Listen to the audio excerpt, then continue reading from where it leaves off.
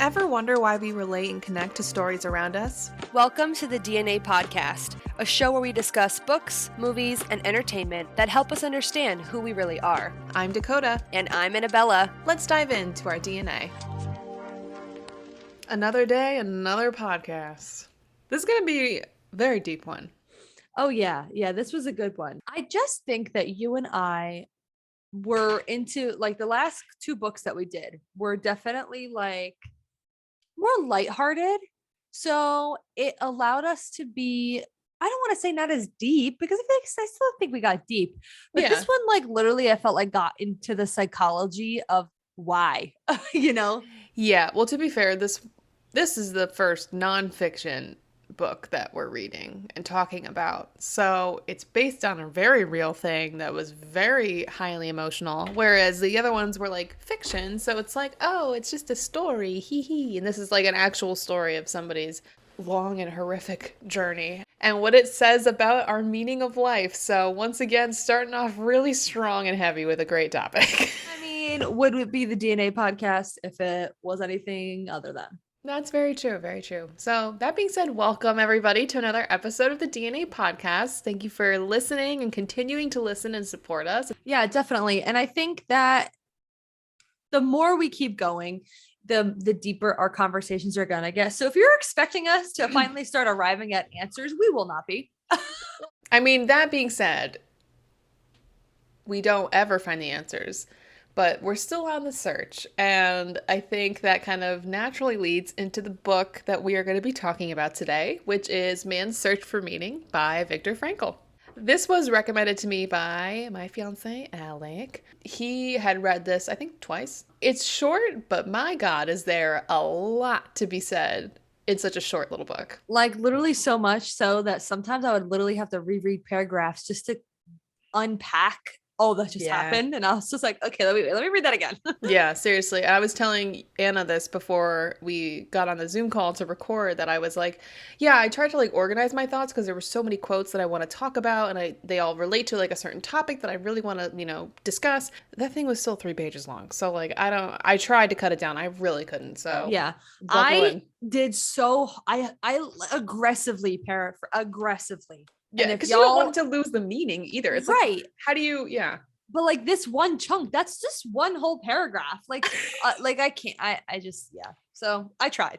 Yeah. Well, we tried. So buckle in, ladies and gentlemen. So anyways, yes. So The Man's Search for Meaning, it's a nonfiction historical memoir written in 1946. Psychiatrist Viktor Frankl's memoir has riveted generations of readers with its description of life in Nazi death camps and its lessons for spiritual survival.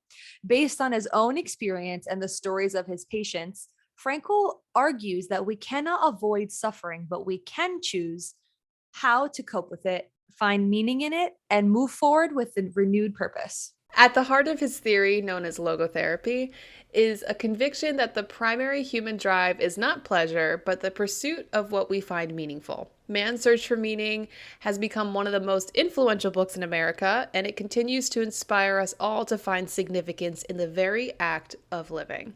So that being said, this book is non-fictional, and it's based on a pretty significant event in history, the Holocaust. So obviously, it's going to be a very heavy topic. And this guy, Viktor Frankl, he was a psychiatrist or a psychologist before he was admitted to the concentration camps. But he also had been to multiple concentration camps. Yes. One of which was the more well-known one, which was Auschwitz, and survived, which is also a whole nother thing. And the thing that's interesting is he was writing this book about his theory of logotherapy before he was even admitted. So he had lost the writings that he had, and he tried to like write while he was in the concentration camps, and he didn't obviously get to finish his book until after he had come out and gained all that understanding from talking to people afterwards. But just to like set the stage before we dive in, essentially his theory on logotherapy, he kind of describes it as like when you go to an ophthalmologist like to get your eyes looked at, they put this like giant thing in front of you and they're like, do you like 1 or 2? 1 or 2? And like try to figure out how you can actually see. And that's essentially what a therapist does with logotherapy, is they allow you to align your perception to find meaning in your life. So like they don't tell you like, oh, you should find meaning in your life because you have this and that. They work with you so that you can actually see the meaning in your life. The examples that he uses, the patients have literally been asked reverse questions basically, and then they recount their own lives and they're like, oh my effing god, I'm so dumb, like all my meaning is in XYZ, which is what I've done my whole life. Like, and it's all these revelatory moments for these people, which is really interesting because it definitely shows us how we have blinders on for the most part. For sure. So anyways, I just wanted to at least start with that because I feel like we'll probably refer to a lot. I'm also not of like a psychology brain. So like maybe I'm excited to hear like from you and your perspective if you were like, oh my God, this was so interesting or whatever. Cause there was a lot of stuff that went over my head, just being how I'm wired. But I did find a couple points that I thought were really interesting. And just as like a preface for listeners, if you haven't read this book, if you had read this book, it is broken up into two parts. The first half is basically an account of like his experience, just things that he's learned along the way, reflections that he's had. And then the second half is very like analytical, psychological about his theory of logotherapy and how we find meaning in suffering. And one other thing I want to note before we dive in is he makes it very clear, like he didn't want to write this book to be like another Holocaust account book. He's like, there's so many stories out there, like you can find those, but this is not what this book is. It's basically setting the stage of what I went through and then how that suffering allowed me to pursue and help others find meaning in their lives. Totally. So I'm going to just state, like I texted this to you and I was like, wait, I'll just save it for the podcast. But I definitely read this book thinking it was going to be something very different. I guess because I envisioned the whole Holocaust memoir recount type thing, I thought that that's what this was going to be. And I thought that this was going to be more of a book on him explaining all of what goes on to him, but then how towards the end he finds whatever the will or the meaning to continue and live and whatever and persevere through, so much so to that he survives all of it. Like, but it's not exactly that. It's more of an analytical approach of his daily life throughout the Holocaust and him taking these like mental notes, mentally documenting how the human experience that unfolded around him was so aggressively altered due to the fact that it was in a concentration camp. Something about the Holocaust has always been like very interesting to me, and learning about it, trying to understand like how humans are capable of doing such things to one another. And I feel like I've told you this before, but when I was in high school, I did like a student ambassador program where essentially I got to like travel to a bunch of European countries for like 2.5 weeks. And it was an amazing experience. But one of the places that we went to was in Austria, and it was a concentration camp. And we actually got to go in, experience the whole thing. And it seriously changed who I am. Like that day, I was not the same person that left that type of experience. I don't know how you couldn't be. I mean, yeah. One quick side note, he actually mentioned that concentration camp in the book because it was called Mauthausen. And he was like, well, when we passed that, we were glad we weren't going to that one. And I was like, oh my God. Like it like struck That's a chord crazy. in me because I was like, oh my God. Like obviously I wasn't there when it happened. It's very surreal when you learn about something and you like hear accounts of people who have been there, but there is something totally different about physically being in that space and the energy around it. It's always been like a very personal thing of just because of that experience that I've had. And I think anybody should. I know it's not like, a very happy thing to do, but it's almost like if you're there, like you have to do it. Like you just have to like kind of honor the people who lost their lives. Anyway, I just wanted to say it was interesting because when he mentioned that very specific concentration camp I went to, I was like, oh my God, what? I actually can't imagine. I've only ever been to the Holocaust Museum in DC, and I feel like it does some homage to it, but I feel like it just scratches the surface compared to like going to an actual site. You know what I mean? Yeah. So anyway, that was interesting when you mentioned that. And it was crazy because I always thought that like Auschwitz was like the it's funny. I thought yes, I thought. And he thought the one I visited was worse, and I was like, "Wow, that's perspective." Well, okay, so I think he does a little bit of explaining. I think that Auschwitz was the largest. Listen, I'm not a Yes. historical, if I'm incorrect, I'm sorry. I think But you're right, but yeah. how he explains it throughout this whole entire account is that each one was kind of known for different things. Like if you were going to Yeah. X camp, you're like, oh, thank God. Okay, we're only going to go do work today. But if you were Mhm. going to Z camp, you were absolutely getting gas that day. So I think that it put a lot into perspective that these were not at all literally just show up, shoveled into a room, killed immediately. They fucking abused and worked the shit out of these people that are it's not really like perceived, I don't think, properly. And I think that his explanation is really wonderful because it adds almost an additional aspect of being psychologically fucked every single day, of waking up and being like, okay, I'm in the sorting line. Are they going to put me in the left line or the right line? Right. The right line is going to Auschwitz, and I know at Auschwitz they're only building a railroad today, so I could do 8 hours of work, I could survive that. But if they're going to whichever one, then fuck, I think we're getting gas there. Like it's like an additional mental battle that you have to fucking fight every single day For your life, if yeah. it's literally just not knowing. Whereas I think if it was just arrive, you're sorted, male, female, child, whatever, and then you're just okay, you're sent to your spots, you're gassed like within a couple days, that's it.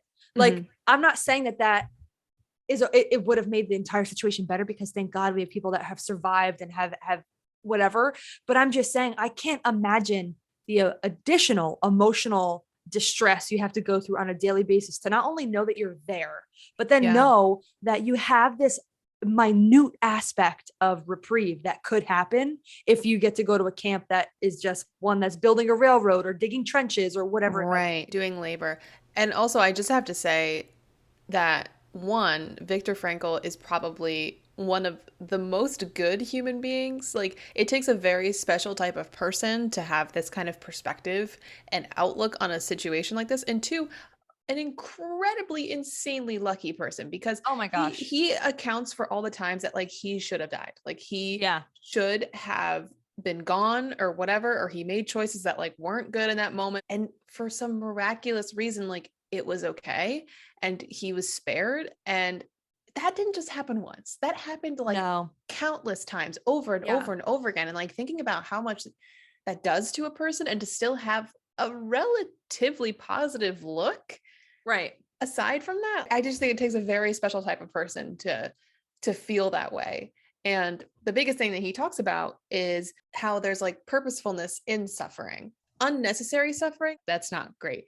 Mm-hmm. But suffering is kind of like an essential part of human nature and just life in general. So how can you take human suffering and it's not like turn it into a positive, but how do you find the silver lining in the meaning in Right. suffering to ultimately determine why am I here and why Right. am I on this earth? And I just think that there's a difference between finding that meaning in silver lining and then like just being like that toxic positivity of Yeah. being like, it's fine, we're gonna get out, or it's fine, we're gonna get out. Like, no, we're here, we're gonna deal with this, we're gonna suffer through it. But how can I get through my daily life here and making it something worthwhile? Yeah, and I one of the quotes that I had was whether it was a family milestone they wanted to live long enough to share or the prospect of doctors finding a cure to study their illness, having a why to live for enabled them to bear the how. So Yes, essentially, like what he's saying is like having a hope, a goal, or an aspiration. Is that enough to get you through a difficult journey? And yeah, I don't know if you feel that way. I mean, I do. I actually have that exact quote written. wow, look at I that. do. And I also think so. This is a reflection that I made just by piecing together my own notes. And Mhm. so within the first couple pages of the book, he straight up asks the question. It's like, what is man's quest? And how was everyday concentration camp life reflected in the mind of the average person? And so, like, one of the just like reflecting back on like, this is something I pieced together was that in order to get through all of this, right? You have to have mental dexterity. You have to have the ability to adapt and change and whatever it might be. You have to have the ability to find that why. And then you have to be mentally strong enough to endure the hows. You Right, know what because I'm he saying? he even said that there were people who like gave up, Oh, and yes. I wouldn't blame them. Give up. It was called like give up itis, whereas like there were telltale signs of individuals who were in the camp with them that they absolutely knew, like, oh, okay, he's not going to work today, He's and quitting, he just smoked his last cigarette. He's going to be dead within 3 days. Like Yeah. they got it down to almost like an unfortunate science, because there are just so much mental pressure and pain that someone can go through before they finally do quit. And he says that every individual also has, and this is a psychology term that applies to people even like on death row or whatever it might be, that individuals have this delusion of reprieve, that even in the last moment when they know, like, I'm walking into a gas chamber, I'm standing here nude side by side with everybody else, they're closing the door, and it's this mental delusion that every human has. It's this last minute glimpse of hope, like, okay, but maybe we'll get saved like right now. Like maybe someone will come in and stop it like right now, right as it's about to happen. And it's so painful because it just shows like the purity in the human mind, in my opinion, and the hope that no matter what we've been through, there's always that little glimpse at the end, but like that what if. And it's so funny because in times when Viktor Frankl has had moments where he should have been totally dead, he's been reprieved. And like, I think it's so interesting because like he speaks about this delusion of reprieve, and yet he has been reprieved like 4 or 5 times. Like, I know. I just thought it was crazy. Yeah, no, it's interesting you say that, because I don't know if I just learned this from something specific, or if it was what I learned when I went on the tour of Mauthausen, when I went to that concentration camp. But there were situations like that where sometimes a whole bunch of people would get shoved into a gas chamber, and then for whatever reason something wasn't working, and so they were spared that day. So like that happens, right? Part of me kind of felt like, wow, like it takes like a really very specific type of person to be able to like persevere through that. What's genuinely very nice about what Viktor Frankl says is, he says, it becomes clear that the sort of person the prisoner became was a result of an inner decision and not the result of camp influences alone. So fundamentally, therefore, any man can, even under such circumstances, decide what shall become of him, mentally and spiritually. He may retain his human dignity even in a concentration camp, which I think this is similar to like topics that we've kind of talked about, where sometimes you're faced with a situation that's out of your control, but you do have the ability to choose your outlook on it, and not in the same, like, I really want to make it clear, like, not this whole like toxic positivity thing. Looking at a current situation that is stressful or is upsetting, and here's the thing, it can still be those things. You can still choose to have a specific reaction or choose to grow from a situation, and it can still be something that's really stressful and upsetting. So I have two things that tie in perfectly to that. What I just basically spoke of before was that like the only way to get through this is like having extremely strong mental dexterity, right? But what you just said, it's like that overexposure of just so much bad, and then the lack of then having that mental dexterity creates this like loss of reason, is how Viktor Frankl put it. There's this loss of reason, and the idea of quote unquote, I have nothing else to lose, which is true in a sense, but we can tie in the aspect of us choosing how to react to the situations and having that influence us mentally and spiritually. But overall, Viktor Frankl makes a statement that says like the human mind ultimately ends up protecting itself, because all this overexposure to the negativity and like seeing things that you shouldn't see in your life ever, like your friends' corpses and just terrible things. It ultimately, though, because our human mind is a protective mechanism, we have a loss of empathy, and all of a sudden something that you would see that would have crushed you before, like the loss of your wife or children, you could see that now and be completely unfazed by it. And so I think it's also really interesting because we can choose how to react and choose how that will affect us and move forward from it. But also just this daily torture that they unfortunately endured forced them to create this protective shell mentally, where they could literally see their friend right in front of them get beaten to death and just continue to sit there unfazed, because they know if they move, they're done too. You know what I'm saying? So it's like this terrible play on your mind where it's like, okay, I have to sit here and be tough through that, right? And then now I have to walk away from that and then choose to apply what just happened in some kind of silver lining way. And I don't know, bananas. It is. And tying it back to like the fact that, Viktor Frankl, he was in so many situations where like he should have died, and he was put on this earth to tell that story and to have that perspective. So unfortunately, he had nobody to go back to afterwards, which broke my heart. So he pretty much lost everybody and was able to finally put this memoir, this book together. This is something that I wanted to ask you, because he said, like, the greatest task for any person is to find meaning in his or her life. Frankl saw 3 possible sources of meaning: in work, like doing something significant; in love, like as if caring for a person; and in courage during difficult times. So I was going to ask, do you, like, just off the bat, do you feel like you align to any of those meanings of life in 3 sources? I feel like there's so many meanings that you can't narrow it down to 3 sources, but what are your thoughts on that?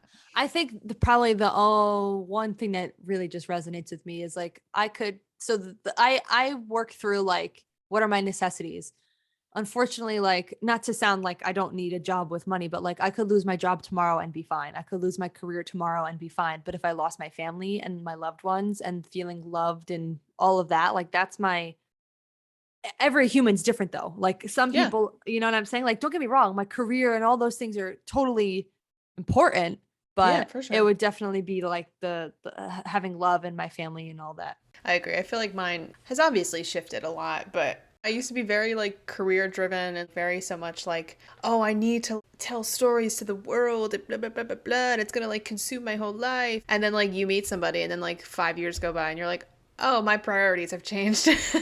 I think that it's supposed to change because at the point in time where your priorities were aligned in a certain way, you didn't have emotions that you have today. Mhm. Like, I'm not phrasing it like you're emotionless, but like, No, I know what you mean. you know what I'm saying? Like, you didn't Yeah. experience a love like Alec. You didn't experience Yeah. like a life with Alec. You know what I'm saying? So obviously your priorities are different. Yeah, and even just, like moving away from my parents and doing a lot of things in a very short amount of time on my own. Like once you start to really be on your own and faced with life's challenges, like you really start to change your priorities. And the thing is, like, I love writing. I love telling stories, right? I can still do those things. Like, I don't have to be this, which would be great, but like, I don't have to be this like amazing screenwriter. And like, maybe I will someday. It's just like right now, my priority right now is to just be like present in people's lives that I love. It's very so much like relationship based. And I don't know, in general, like that quote, it reminded me of like kind of like a mental shift that I've had recently in like years or so. But whenever I heard, what's your purpose? Like, you were put on this earth to blah, blah, blah. It was always something like career. I think as I've just gotten older and have lived more life, I'm like, well, sometimes people's meaning for life is just to be a good friend or like to be a mom or a dad. There's other things in life beyond how you make an income or like your quote unquote impact on the world. One of the things that I constantly repeat back to myself, because I was that exact way where I was very goal and career oriented and driven. And so like if I wasn't hitting certain milestones by a certain time, I literally felt Yes, like meaningless and like a failure. And it's so stupid. it is. But and so the quote that I literally remind myself of it almost like monthly. It's success without fulfillment is the ultimate failure. Mm, So why am I sitting here trying to check all these fucking boxes for a life that's not aligning what's with fulfilling me? I don't give a mm-hmm. shit if I have the most amped resume.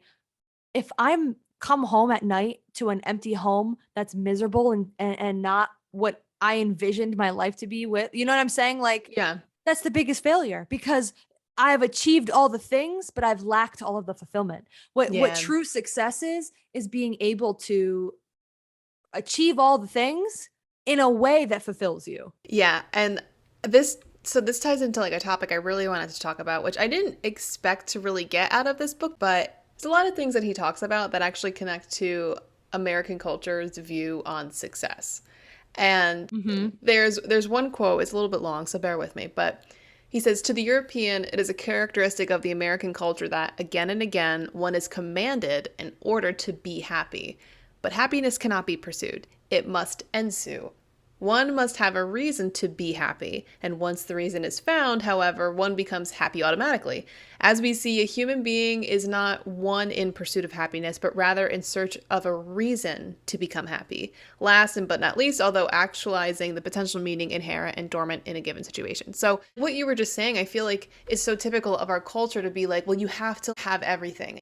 I feel like if you're not happy, like you are a failure. That is just the view that we have. And so many people are ultimately set up to fail because they feel like, I don't have the job that I wanted to have. I never went to college. I never found the one or the one who got away. They have these milestones that are supposed to, like, once they all align, like you get all your like checks, you get like a gold star in the American culture book. And I think it just sets people up to fail because they feel like I haven't reached my meaning, but it's not a blanket statement meaning.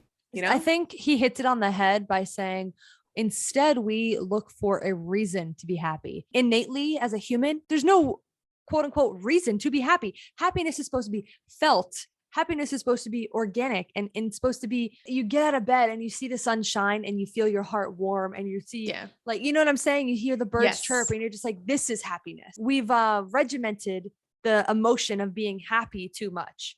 Yeah. And he literally says something along the lines of, you kind of just have to let happiness happen. The way that I connected to it, it's like kind of like when you try to boil like a pot of water. If you keep staring at it, like it never boils. But the second you walk away, it's like overflowing, like, oh my God, or whatever. And I feel like that happens to so many areas in life. For me, that was love. Once I actually stopped caring about whatever, he walks into my life and I was not really actively searching for it. Once you stop trying to like solely focus and chase this thing that you're told you're supposed to want, if it's meant to be, it'll just happen naturally and organically. And I feel like that's the best way for those things to happen. I could not agree more. I just think that, at least in our US culture, we're almost taught that happiness is an achievement, not an innate feeling. You know what I'm saying? So like, how many things do you read on the internet that's like, oh, do X, Y, Z and you'll feel better? No. Do a juice cleanse. You'll feel so much better. Like, leave me alone. Flatbread, small plates. Sorry, that was such a throwback, wasn't it? Yeah, I forgot about that. Good times.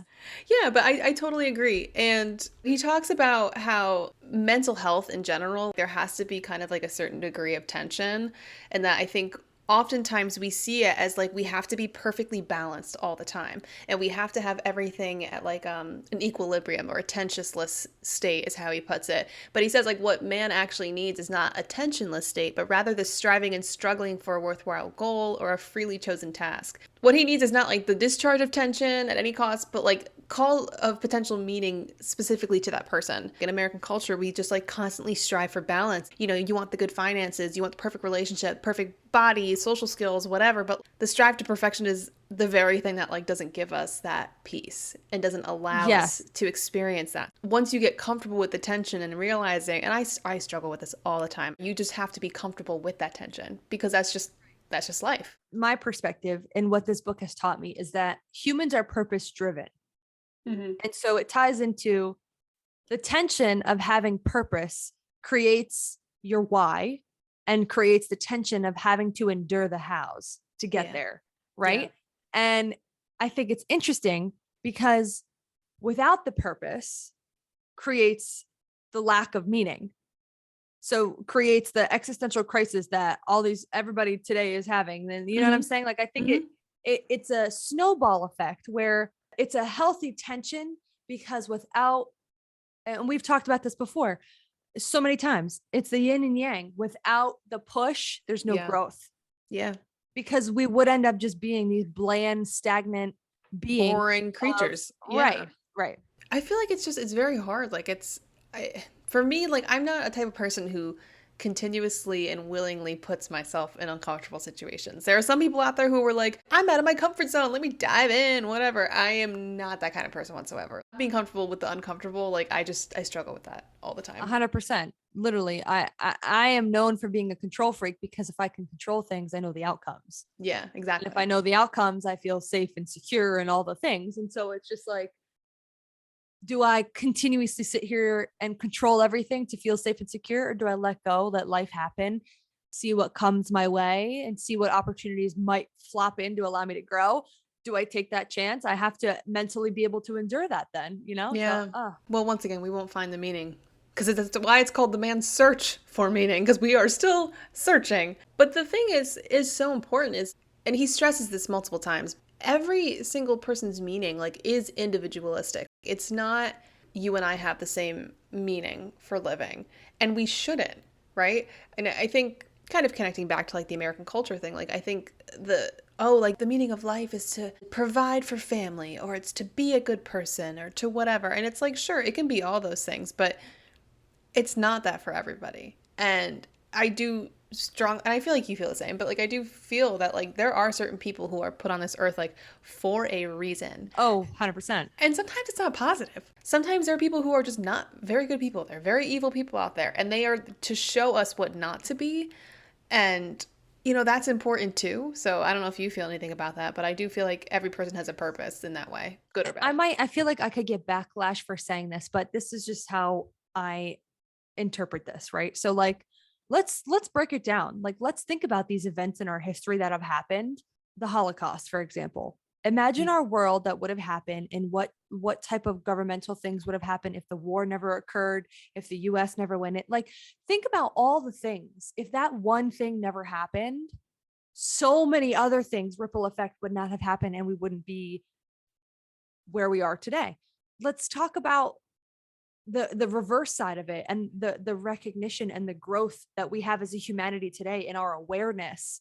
You know what I'm saying? And a responsibility, yeah. Would we have that? I don't think so. So, you know what I'm saying? Like, I'm not trying to downplay these scenarios because I don't want anybody to interpret it like that. But I'm just saying, she's absolutely correct. There's people who are put here on this earth for things, good or bad. But those bad things need to happen in order for us as a humanity to grow.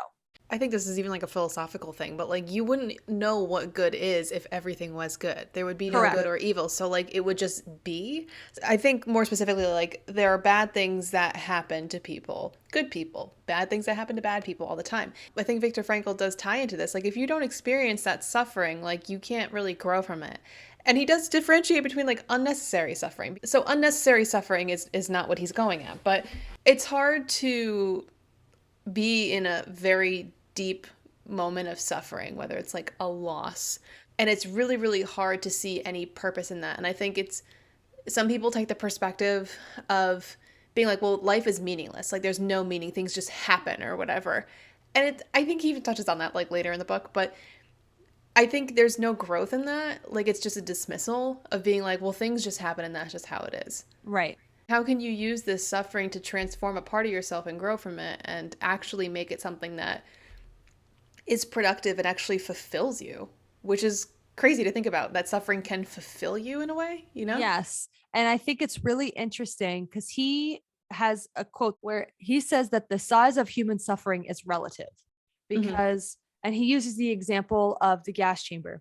So picture a gas chamber. They release the gas and the gas doesn't just fill one spot and then fill the rest of it. No, it's released and then it evenly spreads throughout the entire chamber. And our human suffering in the conscious mind is extremely similar to that. So the suffering starts and then it automatically fills the conscious mind and the soul, no matter the size of the suffering. So your suffering in your life could have been the worst thing that could have happened to you could have been a breakup, whereas mine could have been, something horrific, like exactly something entirely horrific, like the loss of a loved one in a terrible freakish accident, like whatever. And so that's my deepest suffering. However, it doesn't matter the size of our sufferings because how it affects the human emotion and human being is the same exact. Yeah. So even though your suffering in my mind could be so fucking minute, I'd be like, all right, he just broke up with you, get the fuck over it, move on. And you could look at mine and be like, oh my God, you lost this, whatever. It still has had the same exact impact on us consciously. Isn't that wild? Because your worst thing that's ever happened to you is the worst thing that's ever happened to you relative to what's the worst thing that's ever happened to me. And that's really good food for thought. I think it's very easy in some perspectives. I think I tend to do this where it's like if I'm going through something, I will often compare what I'm going through to somebody else. I just basically dismiss it because it's like, well, my life could be so much worse. Like I'm not, this person in this place going through this thing. But also on the other token, I think that I've met tons of people who like use that to their advantage in a weird way. It's like they try to like one up you with like their suffering and stuff. Yes. Oh my God. It's like, dude, like get it. We're all going through stuff and we get it. We get it, you babe. And I just think that there are some things, and this is my personal belief, and the book, in my opinion, kind of solidifies it a teensy bit. When you're in your human life and you're witnessing suffering and you're witnessing, like I've walked in the streets and like literally saw somebody get aggressive with another human, am I responsible for stepping in? Absolutely not. But me in my personal human being, I'm like, yo, stop, you're hurting them. What are you fucking doing? Or like somebody with their dog, I've seen like treat them really poorly in public. Yeah. And like, I'm so innately like, stop. And I think that this book slightly sprinkles upon it, because even though your ideology, even though your surroundings, even though all of the things might conform you to agree with whatever suffering you're implementing on another person, I do think that there's an aspect of being human where no matter what's going down, like in this book, the example is one of the guards. One of the guards randomly being like, hey, dude, get in the left line, because they know he's not getting gas, or being like, I have an extra piece of bread in my pocket. Mm-hmm. Why? You are a part of a sanction and a part of an ideology that believed in ensuing this Holocaust. Yet you as a human being are able to step outside of what you're ingrained to agree with and say, no, this isn't right. Or I need to help in some way, shape, or form. So this is my little sprinkle of, I do think that a lot of the things that we might do negatively as a human race are learned. I'm of that psychological, like philosophical alignment. But I think in instances like this, no matter who we are, no matter where we are, we're human. And that's Mm-hmm. one thing that will, no matter what, always tie us together. And so I could have been within the Holocaust. I could have been a guard. I could have been, and anybody, whatever the situation might be. And like, you see those glimpses of people doing angelic acts. And it's like, why? I know. Because I feel like I'm listening to this beautiful thing that you're saying, and it's also like, then how do you get to a point in your life where you become that thing that is like almost not human? How do you become one of those guards that doesn't have a sense of compassion or anything and is just brutal for the sake of being brutal, right? Like how, I you know what I have a, mean? yeah. And I do have a slight response to that, only because I have a very strong belief in the power of the human mind. And this ties back to like kind of what I was saying earlier. You are able to tell yourself something enough to the point where you full bodily will believe it. And I think that this is one of those situations. I think this is one of those situations in our history where, very similar to what caused slavery and things like that. Like, you had this idea, you had this belief that whatever, the Aryan race is the correct race for this purpose of this book. And so being taught and ingrained, and I don't want to say brainwashed, but when your mind, body, and spirit align with a belief, it Mm-hmm. becomes a fundamental truth for you as a human being.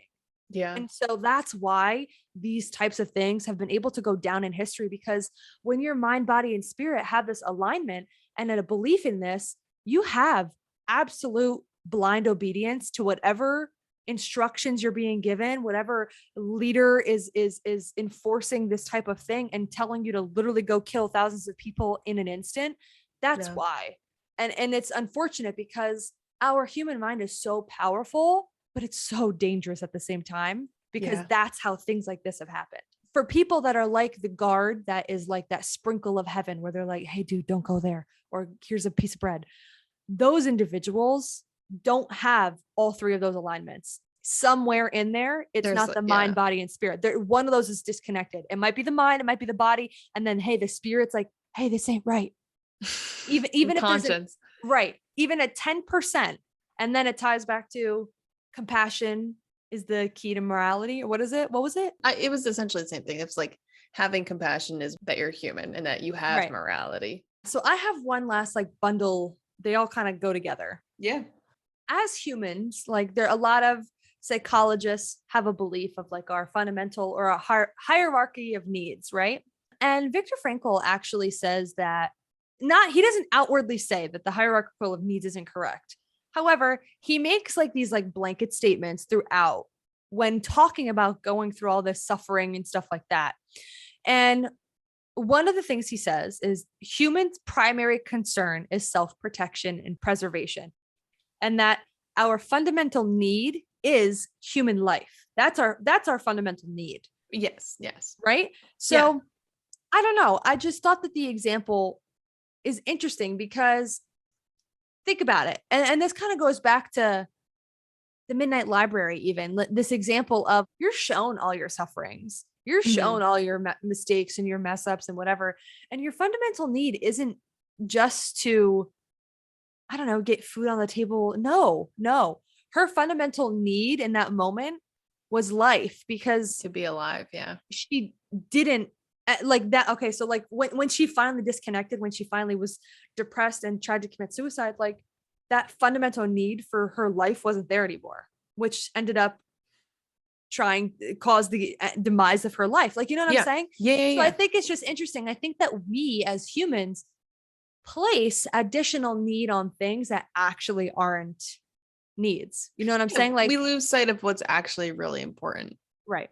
And ultimately, like, the goal is to survive. That is just like the instinctual, animalistic human nature thing. The reason why we're here today and why we can build fucking skyscrapers and take over all this nature land and like intrude on it is because we are the alpha, and because we've survived to be that way. So yeah, the ultimate goal is to survive, right? And then I think because of the way that we're wired mentally and psychologically, like we have consciousness. So like we're aware of the things around us and have an understanding of, or try to at least have an understanding of how they work. It just makes things more complicated. And I think nowadays, I feel like there's so many things that are supposed to be like a priority.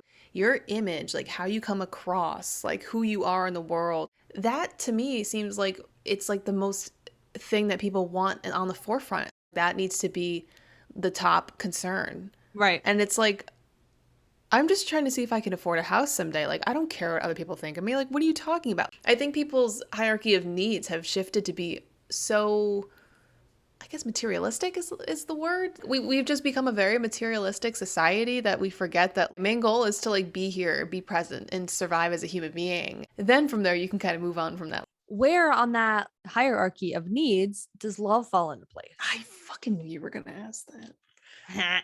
As soon as Be- you were like, where Listen, does? I was like, it's only always back to love with you. Always. because it just is so unexplained to me. And he says something like, he kind of contradicts himself, because then he goes, love is the this a quote from him, love is the ultimate goal to which man can aspire.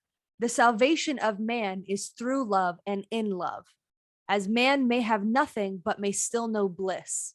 And in that exact scenario, just to give you some background, he's sitting in the concentration camp having a shit day, and he's shoveling, he's building a railroad track with his comrades next to him, and they're lost and they're in bliss, because they know in those moments, in those blind moments of just repetitive physical labor, they can get lost in the bliss of their mind and think about Yeah. their loved ones, think about his wife, relive her as if she's almost literally there, because that's how powerful the mind is. But that's also how powerful love is. Yeah. And so like the quote that man can have nothing but may still know bliss, I read that and I was like, you're so fucking right. Because even in our shittiest moments, am I wrong? Like, even No. in our shittiest, downest, darkest, deepest moments where you're like, I'm done, I'm fucking checked out. Where do I sign? How do I leave? You Yeah. just can think about like, my mom loves me. My dog loves me. I'm needed here. And I know in that moment I have bliss again, because there's meaning in love. There's meaning in, I don't know. I think it all comes down to love, if you want my personal opinion, but it's fine. Hopeless romantic over here. It's fine. Well, I think you're also talking about love in all forms, not, like romantic. We talk about this all the time. I think it actually comes up every single episode that we talk about love because I mean the whole point of the podcast is to talk about like what makes us human, and I think that's what love does. Love is what makes us human. It makes us feel human, and it reminds us that we're human, especially when we get hurt by love. It really brings us down to our core of what it means to be human. Yeah. And let's think about that. Like those guards that helped Victor or his comrades, like randomly in random scenarios. Mm-hmm. Aren't those small acts of love? Aren't those small acts of, because you know what I'm saying? Like, Yeah, yeah. I don't know. I'm on my woo woo shit again. And now I know what it means, okay? Yeah. Gee whiz.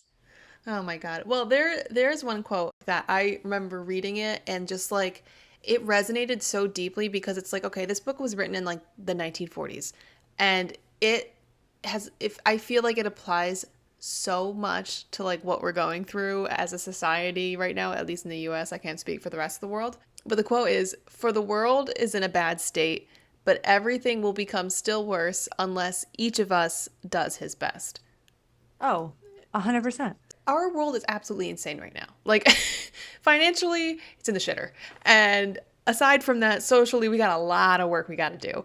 And it feels like every single day, it almost feels like we're reliving 2020, where it's like, okay, here's your new monthly issue. What's going on this month? Like, whatever. Like, it's starting to feel like it's just like a domino effect of garbage happening all the time. But at the end of the day, like, we can be the best person that we can be. Mm-hmm. Yes, like maybe I was put on this earth for a certain reason, but like I can still be the person that is kind that I want to others to be, or I want to be the person that I want to see in the world. Like you can be the best version of yourself to inspire others to do the same. When you're good in a world filled with like adversity, evil or hatred or crime or whatever, it's like the image of like when you see like a concrete sidewalk and like grass pokes through it. You notice that and you are aware of it. Even through all that, like you still push through it and you something good came out of something so solidified. So I have a question with that then. So do you believe then if we all essentially do our best, try our best, be the best we could be, whatever, will we then breed a better human race? You know what I'm saying? That's always the hope. Like I think the goal of every parent is to be better than their parents, like to constantly raise like a generation of people that were better than the previous generation. And that's not to say like, oh, every parent is garbage and every kid just wants to be better than their garbage parents. Like no, like but think of our grandparents' parents Oh my God. and how they were raised. I think some people look at it and they're like, "Oh, this generation's too soft." And it's like, "Yeah, but like why should you have to be hard and tough all the time? Why can't you be human?" By trying to be the best person that you can possibly be. And that's different every day. Like sometimes my best today is not my best tomorrow or yesterday, and that's fine, but it's the best that I can be, and that's enough and that's fine. I think it does. I think ultimately you don't do it to be the example. Like you don't do it for like the, oh, I want people to look up to me because I'm the best. You do it because it's the right thing to do and it like resonates with your soul. That is inspiring. I think that inspires like a new generation of hopefully kinder human beings and understanding, but then again, there's always people who are brought up under people who are not kind and not understanding, and that continues to breed the same cycle of that. So I don't know. I'm new So, here.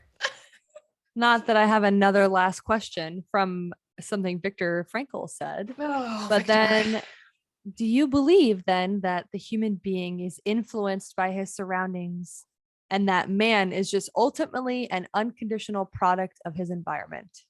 I feel like it's a very, Mm. very big part of it. Yeah. Yeah. Yeah. There's two psychology schools of thought, and I'm of the one of learned behavior. So if any of you Yeah. are asking or question how, where and why my beliefs come from where they do, it's from that. Yeah. Well, also, like, so what's the other? It's just like you just learn by living life, not from your Well, environment. yeah, there's like certain, because there's like studies that are done to like kind of counteract that, because you could take a two pairs of twins, same Yeah. exact family, same exact household. One becomes a drug addict and one becomes a successful CEO of a company. They've had the same exact life opportunities and whatever, everything is to the T, the exact same. But the only thing that has differentiated the two are their personal life experiences. So then that's to suggest then behavior is learned, is it not? And then Yeah. people make the argument, well, no, because X individual could have had biological differences in their DNA and chemical makeup to, you know what I'm saying, to make them have tendencies that are more depressive or tendencies that are more addictive, blah, blah, blah, blah, and it goes, yeah. Yeah, I mean, like obviously using the twins as a control group is an obvious, like, okay, maybe it's biological because like if they had the same exact opportunities, whatever. But that's also like not realistic either. I do think it is just the environment that you grow up in has a huge impact on who you are. But so like I'm an only child, and I think people when they hear that they think of like the stereotypical only child that's like Girl, you awkward as fuck. no, no, they think of like the stereotypical only child of like they're spoiled or they don't know how to like care for anyone else because they've only ever known themselves. And I don't feel like I hope I don't fit into that genre of people. Was that based on the experiences or like the parents that I was raised by? But like even like my parents told me that like as a kid, like I would always share. So I do think some of that does come down to just like who you are as a human being. And so maybe I don't know. I say like in terms of experiences, I say a good like 70%. And then 30, I think, oh, that seems like a lot. I don't know. It's It's not. a tough It's question. not I an even know. split for me. It's not an even Yeah, split, but there's something I do think more of the upper hand as the experience because, well, oh no, I'm going down in circles because I was like, well, certain experiences can happen to the same people and they have totally different outcomes because of who they are. exactly. And that's happened as well. They've done control studies of twins who have the same exact. They've come from the slums of the hood and bad ass situations of families that were Yeah, and violent, some drug, make it, some don't. and some become CEOs of companies, and some get stuck in the cycle of poverty and the whole nine. So it Bro, just, what the yeah, fuck? I think it. I don't know. I think it has to do genuinely with the identification of the why, Mm, because Viktor Frankl states it. He said, no matter how bad the how is, your why will get you through it. I And absolutely agree with that. Yeah. I've had sometimes my why in life has literally even just been to prove to like myself or to other people. I don't know. Sometimes I still look back and I'm like, how the fuck did I do that? And because me as a human now, my whys are different. So I wouldn't be able to do it. Yeah, You know? it's true. I don't know. Yeah. Your meaning changes all the time. And I feel like it should, because like you should be growing all the time and trying to change and question and whatever. Like you don't want to be the same person you were 10 years ago. That's pretty scary. I mean, I'm pretty scary nowadays too. So it's fine. Yeah, but you're changed into scary, so it's fine. No, I'm just kidding. You're not scary. You were scary when I first met you, but now you're not. Bro, you tackled me and I didn't even know you. You, I just came from the military. Okay. And you were Bro, like, and you think I did? I came from communal bathrooms and you were like, I'm just going to go get changed for class in the bathroom. I'm like, this isn't going to work. I need to break your walls down now. Bitch, you did. Yes, you did. I wouldn't be who I am today if it wasn't for you. I And it's so funny I because mean it's that. just like, I only know you as you. So I'm like, who the fuck were you before? No, just kidding. You changed me for the better. Oh, goodness. Oh my gosh. Well, what did you think of this book? How would you rate it? I liked it. I thought that it posed a lot of really important, meaningful questions. I don't think that the everyday reader who is looking for what I said earlier, just a recount of this like overarching, where do we find meaning and la la la. No, he speaks about things like very psychologically and very like formatically throughout this entire book. So I really liked it. I'm gonna give it like a, you're gonna probably hate me for this. I'm gonna give it like a 9. Well, girl, we do out of 5 stars. Oh, 4. I'm gonna give it a 4 out of 5. Sorry. I was like 9 out of 5. Jesus Christ. Sorry, Like, sorry, sorry. I'm gonna give it a 4 only because the everyday average reader might get lost throughout the logotherapy section. It's tough. It's tough to follow. I was sitting there being like, okay, God, we get it. And I think just because I had a different expectation as to how he was going to recount. I was thinking it was going to be like a Holocaust memoir plus this overarching, oh my God, there's meaning. Like, but I loved it. The lessons and the things that I've highlighted in this book and the questions that it made me ask. Like, listen to this podcast. Are you joking me? We just sat here and recorded an hour and 15 minutes, of which I'm positive there's going to be like maybe 2 minutes to be cut out because yeah, what am I gonna cut out? Like, we were literally rolling so hardcore this whole entire time. I agree. I would give it a 4 out of 5 too, and that's only because of that specific reason. I took out so much of this book that I'll carry with me for the rest of my life. Ways to look at the world, because I do think that if somebody who had lived through such a horrific event in history, and not that I was there, but like You were being there. Yeah. I, You I got went to, I went to an actual concentration yeah. camp. That emotional memory that I have. So like for me, it was like so significant to hear the accounts of that somebody had been through. And then for them to be such a very special type of person to just like have this outlook on that. Yeah. That to me is meaning, like Right. meaningful in itself. So the only reason I give it a 4 out of 5 is just because I'm interested in a lot of psychological stuff. But like once you really start going into it in terms of like how we think and why we think what we do and blah, blah, blah, I'm not gonna lie, a lot of that went right over my head. So Yeah. it Like, was a yeah. lot. Yeah. But if you're interested in that, then I feel like this would be a great book. It's a super short book, very easy read. I think if you do have like a psych background and you're interested in that kind of stuff, then like this is probably an amazing book for you. But yeah, I really like this book. I'm glad we got to do it. The one thing I would just like to close with, because it closed the book and I felt like it was very sweet and uplifting. And he's talking about when Frankl, he would like go as like a professor, he would lecture and stuff like that about logotherapy. Basically, this part says Frankl was once asked to express in one sentence the meaning of his own life. And so he wrote the response on paper and asked his students to guess what he had written. And after some moments of quiet reflection, a student surprised Frankl by saying, "The meaning of your life is to help others find meaning in theirs." And then that was exactly it, Frankl said. Those were the very words I had written. Okay, emotional. I would like to leave us with that. Yeah. And I think he did that. I feel Oh, like yeah, absolutely. literally he wouldn't be talking about this if he didn't help us find meaning in our lives. So I'm glad we got to do this. I took so much away from it. And if you're interested in it, I recommend you read it too. So if you have any other suggestions, questions, feel free to hit us up on our Instagram. It's the.dna.podcast, or reach out via Gmail. Send us a question, send us a recommendation, send us whatever you want. Tell us if you liked an episode, review us on Spotify, review us on Apple Music. Oh, yes. We Follow are us everywhere. So we love to hear from you. The podcast is driven by you guys. I mean, your recommendations are spearheading this. So yeah. Thank you guys for being a part of this entire journey, and until next time. Thanks for tuning in. We hope today's episode makes you feel a little bit more connected to your true self. Don't forget to follow the DNA podcast on Instagram so you never miss another episode. Until next time.